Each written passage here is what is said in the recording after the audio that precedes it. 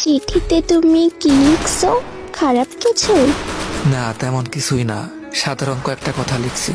তাহলে কান্না করব কেন? তুমি তো একটা পাগলি, অল্পতেই কান্না করে ফেলো, তাই বলছি।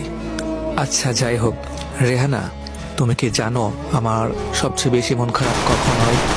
কখন? তোমার চোখের পানি দেখলে। খারাপ কিছু যে কান্না করব? ঠিক আছে, কান্না করব না। হাসান, তোমার কি মন খারাপ? না। আচ্ছা, একটা কথা বলবো, শুনবা? আচ্ছা শুনবো, বলো। আজ শেষবারের মতো সেই গানটা শোনাবা? শেষবার বলতেছি কেন?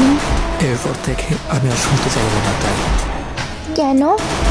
আরে আজকের পর থেকে রেগুলার তুমি নতুন নতুন একটা করে গান শোনাবা।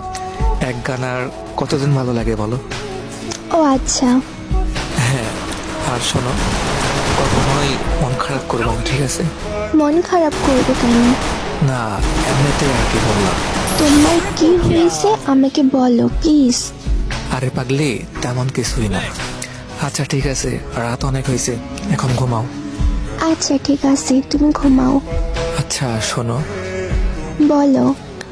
অনেক ভালোবাসি তোমাকে। আমিও তোমাকে অনেক ভালোবাসি।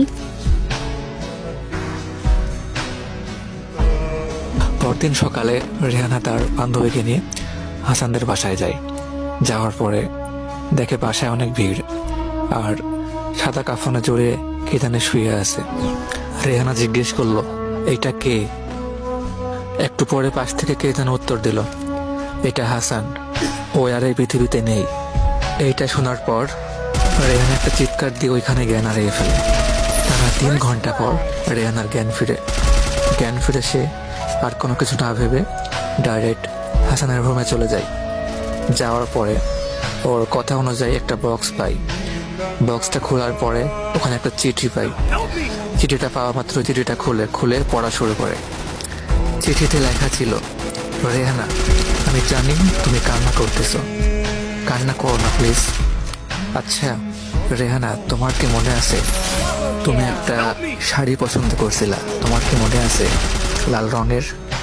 তখন আমার কাছে টাকা ছিল না, সেই জন্য ওই সময় আমি কিনে দিতে পারি নাই। শাড়িটার দাম ছিল 2050 টাকা।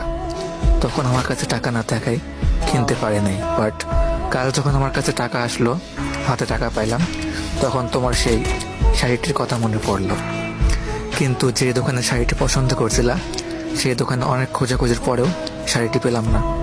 পুরো মার্কেট খুঁজে অনেক কষ্টে সেই শাড়িটি পাইছি।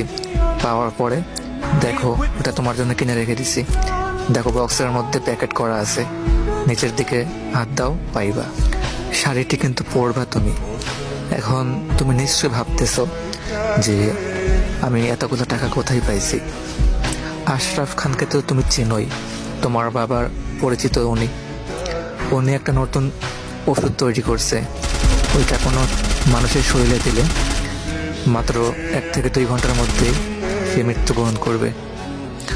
আর সে ওষুধটি পরীক্ষা করার জন্য একটি মানুষের বডি দরকার ছিল। সেই বডিটি আমি দিয়েছি, মনে করো না এমনি এমনি দিয়ে দিছি। আমাকে বলা হয়েছিল আমি যদি আমার বডিটা দিই তাহলে বিনিময়ে আমাকে 5 লক্ষ টাকা দিবে। আর আমি তো একটা ব্যর্থ ছেলে, আমার বাবার হার্টের অসুখ আছে, তার কোনো চিকিৎসা করতে পারতেছি না। তার চিকিৎসার জন্য 2 লক্ষ টাকা লাগবে। আর আমি যে 5 লক্ষ টাকা পাবো, এখান থেকে 2 লক্ষ টাকাতে বাবার চিকিৎসা হয়ে যাবে এবং আমাদের সংসারটা ভালো চলে যাবে। বেঁচে থাকতে তো সংসারের জন্য কিছুই করতে পারলাম না, কিন্তু আমার মৃত্যুতে যদি আমার বাবা সুস্থ হয় এবং আমাদের সংসারটা ভালো চলে, তাহলে এটাই আমার জন্য ঠিক। আর এদিকে আমার বোনেরও বিয়ে দিতে হইব। আমি চাই না আমার বাবা আমার বোনের বিয়ে নিয়ে টেনশন করুক। আমি তো বেঁচে থাকলে কিছু করতে পারতাম না, আমার মৃত্যু যদি সব কিছুর সমাধান হয় তাহলে এটাই আমার জন্য বেস্ট। সারা জীবন তো বাবার বোঝা হয়ে থাকলাম, এখন না হয় কিছু একটা করে গেলাম। এখন বাবার অপারেশনও হবে আর আমার বোনটির বিয়েও হয়ে যাবে। রেহানা, তোমার অনেক কষ্ট হতে, তাই না? তোমাকে নিয়ে না আমার অনেক স্বপ্ন ছিল। আমাদের ছোট্ট একটি সংসার হবে, দুজনে একসঙ্গে থাকবো, অনেক ভালোবাসবো তোমাকে।